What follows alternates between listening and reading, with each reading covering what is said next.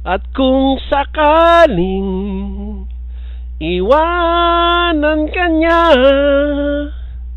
huwag kang mag-alala, may nagmamahal sa'yo. Nandito ako. O diba? Ganyan lang yung mga kantang yan eh. At kahit iwanan ka ng BF mo, walang problema yan dahil nandito lang ako. Ayan, andito lang kami. Ayan, andito lang kami ni Kamote, ni Anino, naghihintay, nag-aabang. Kahit iwanan ka ng girlfriend mo, huwag kang mag-alala dahil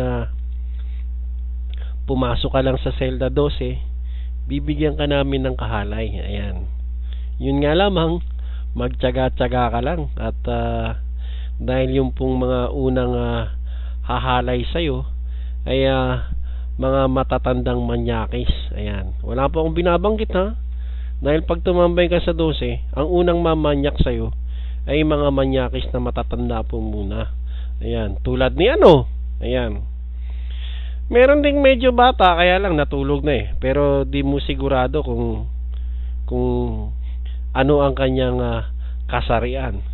At syempre, kailangan mo ring dumaan sa screening at saka quality control. Ayan, saka nakakita ng room na merong quality controller pa. Ayan, syempre, pag may quality controller, ihiwalay yung mga bata sa matatanda. Ayan.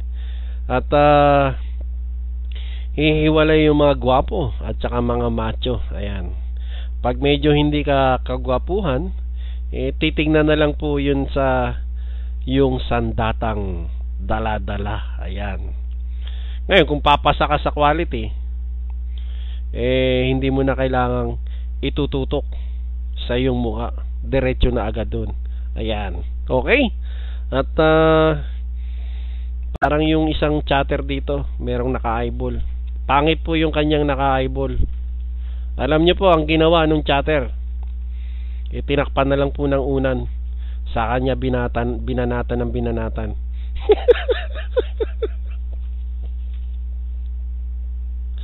Ayan, ganun lang na may style dun eh.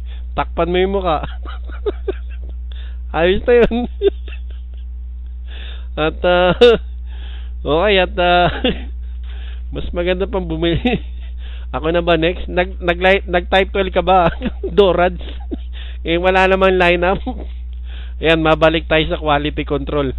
Teka, tapusin ko lang tong topic ko. Hindi naman ni lineup.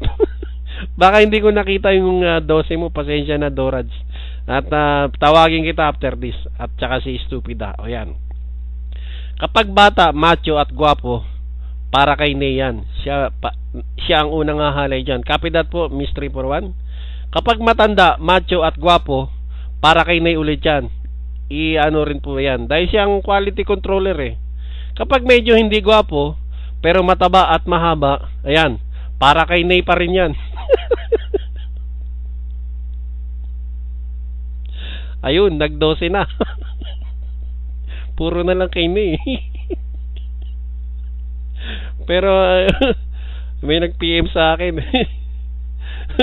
May nag-PM sa akin yung para daw po kay Bruha. Yung kay Bruha, wala pong ano yan.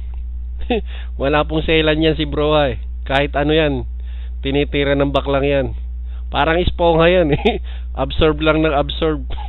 Walang pili, lahat yan, tanggap lang ng tanggap. Basta napaghubad niya, maligaya na yan. Ayan, may nag-PM na naman. Para kay ano raw, kung ano raw ang kursunada lang ya, matandang. Ay, wag na nga yan.